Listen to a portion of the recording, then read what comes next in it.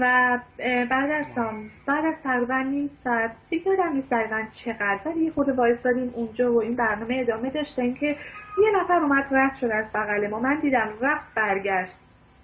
اون لحظه من فکر کردم که خب شاید مثلا الان برای ما مشکل ساز بشه، مدرکی چیزی بخواد. برگشت و من ایرانیم، دیدم شما ناراحتی دارید صحبت میکنیم با هم دیگه، کاری از دست من برمیاد. براشون توضیح دادیم شرایطو. گفتم من شرایط بهتر از شما ندارم ولی میتونم راهنماییتون کنم به یک کلیسای فارسی زبان. اونجا به هر حال هم زبان هستید، کلیسای خانه پدر کمک میکنم. و ما رفتیم به اونجا و حقیقتا ما باید میرفتیم اونجا. اصلا به آلمان رفتن ما یه بهانه‌ای بیش نشده بود، یعنی از طرف خداوند تا ما بیایم برسیم به سوئد و اینجا بریم به اون کلیسا تا من تعالیم کتاب مقدس رو به زبان فارسی بگیرم. و اونجا بود که چون من از لحاظ روحی بسیار بسیار پایین بودم، افسردگی گرفته بودم به بنا به دلایل بسیار متفاوتی و شرایط خیلی سخت، که به من گفته بودن شما هر جا رفتی ثابت شدی اولین کاری که میکنی برو یه دونه بیمارستانی، مشاوره‌ای، چیزی که از لحاظ روحی بتونه به شما کمک خیلی جدی برسونه.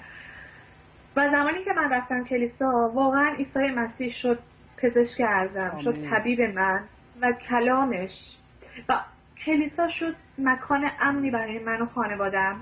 و به یه جایی رسیدم که نه تنها از اینجا تکون نخوردم بلکه خداوند این خدمت رو به من داد که من لاوی بشم و در مقام خداوند رو پرستش کنم.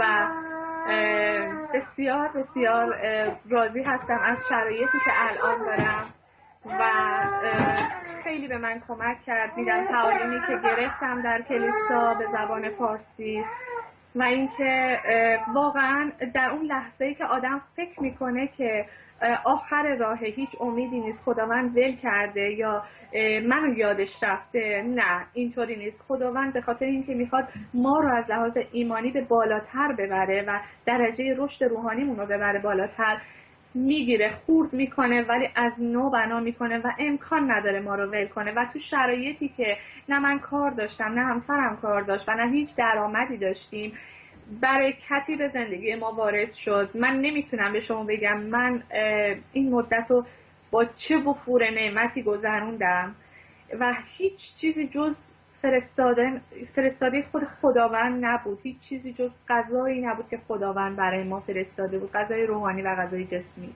و من یه عکس رو فرستادم، این میزی که شما میبینید الان انقدر مواد غذایی اومد توی این خونه، انقدر اومد و من هنوز نمیدونم اینا رو چه کسی برای ما خریداری کرد و فرستاد در خونه. فقط میدونم که از طرف خداوند بوده. آمین.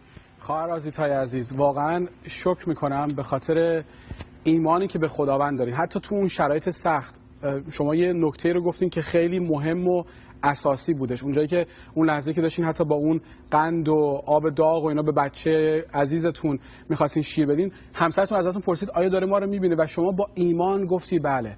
و کلام خدا میگه خوش به حال کسانی که ندیده ایمان دارن. شما هنوز ندیده بودی که قرار این اتفاقات واسه شما بیفته، اما ایمان داشتی به خدایی که بلش بله هستش و آمینش آمینه.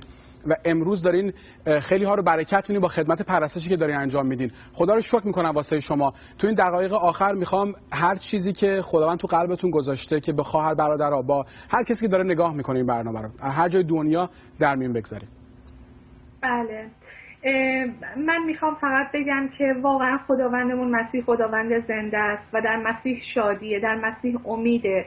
تو شرایط بسیار بسیار سخت چنان امیدی دارم، چنان پرقوت هستم که واقعا قادرم به کسایی که شاید از خیلی لحاظ از من زندگی راحت تری داشته باشم ولی میتونم اونا رو امیدوار کنم و به عنوان یه مشاور میشینم با اونا صحبت میکنم.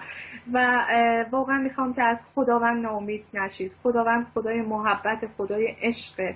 و اگر اجازه بدید یه دعای کوچیک بکنیم با هم دیگه و من